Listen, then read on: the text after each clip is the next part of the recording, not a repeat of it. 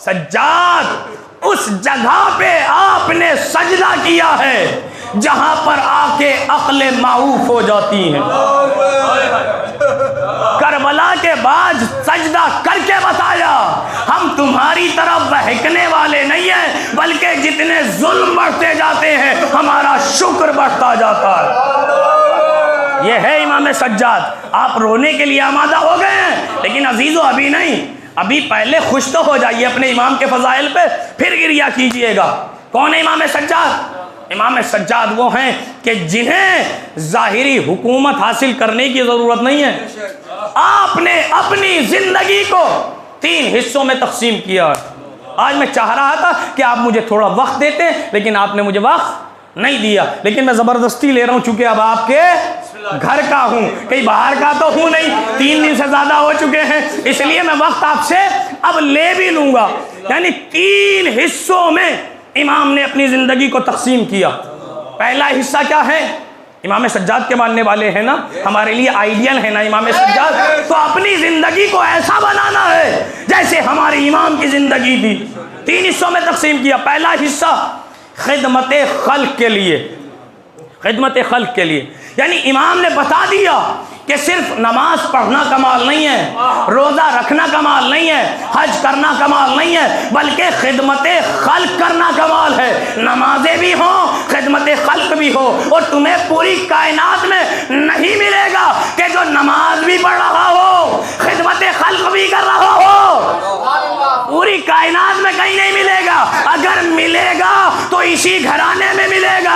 अली मुर्तज़ा रुकू में है, अल्लाह की इबादत, फकीर को अंगूठी दे रहे, खिदमत खल्क। सलावात पढ़ दे मोहम्मद वाले, खिदमत खल्क कर रहे हैं। ये है आपके, ये है पहले अली। अब अली सानी को सुनिएगा किस तरीके से खिदमत करते हैं।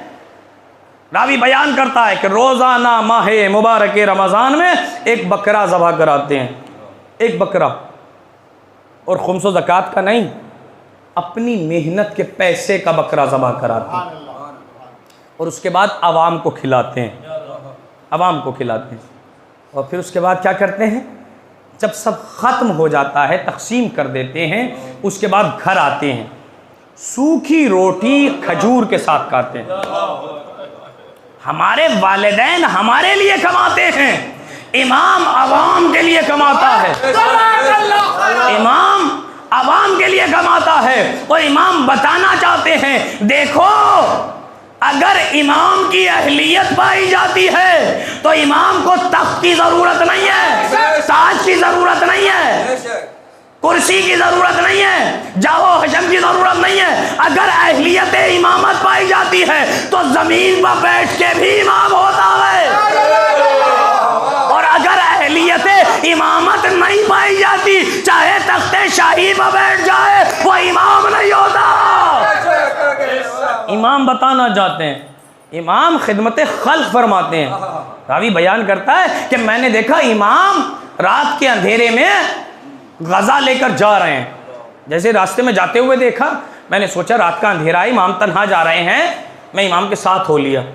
जब मैं इमाम के साथ चला तो इमाम एक जगह पे पहुँचे, देखा कुछ फ़कीर सो रहे हैं। इमाम ने देखा कि कुछ फ़कीर सो रहे हैं।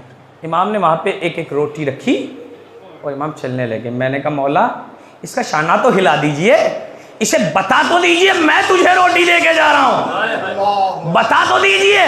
कहा नहीं, यही तो सो रहा है, मैं इसके लिए नहीं दे रहा हूँ, मैं उसके लिए दे रहा हूँ। ला ताखुज़ुहु सीनतुम वला नौम, जिसे ना नींद आती है ना ऊँघ आती है। एक सलावत पढ़े मोहम्मद वाले मोहम्मद पर,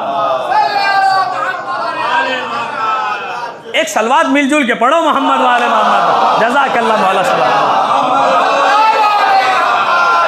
यह है खिदमत खल्क, इस तरीके से इमाम। और एक बात और कह दूं, इमाम इस तरीके से परवरिश करते हैं। करबला के बाद क्या हालात हुए इंशाअल्लाह फिर कभी, एक मजलिस में सब कुछ बयान नहीं किया जा सकता। करबला के बाद नॉर्मल हालात नहीं थे, लेकिन इमाम ने ज़मीना साजी की है 5वें और 6ठे इमाम के लिए। कैसे किए? वो इमाम गुलाम खरीदते थे, और ग़ुलाम ख़रीदने के बाद उसकी तरबियत करते थे। और कैसे तरबियत करते थे? कहते थे या बुनैया, ऐ मेरे लाडले, ऐ मेरे बेटे। इस तरीक़े से इमाम तरबियत करते थे। ऐसे इंसान के पास से कोई ग़ुलाम जाना चाहेगा? जब आज़ाद करते थे चले जाओ, कहा नहीं मौलाना मैं आपके कदमों को छोड़ के नहीं जा सकता। कहा नहीं, मैंने इसलिए तरबियत नहीं की है कि तू यहाँ रहे, जा अपनी कौम में जा और मोहम्मद वाले मोहम्मद के उलूम की तरवीज कर,